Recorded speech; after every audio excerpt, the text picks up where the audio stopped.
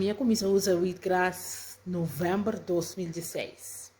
E estava tempo que eu estava como frente accountant. E me tinha um problema com meu ovo, não? Pressão de meu ovo, falta de energia, cansado, sangue bom e problema com o scale clear. E também me peso a subir.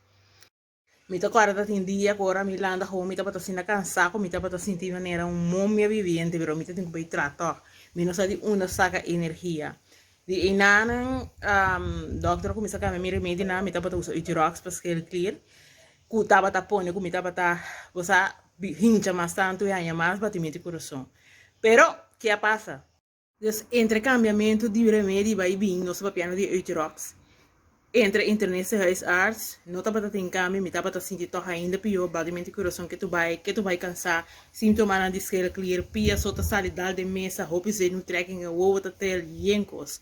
Foi dia novembro, mas começou a usar wheatgrass e te água, e não tá usando remédio mais. Então, se você conta, mas comecei a beber wheatgrass foi dia 5 de novembro de 2016.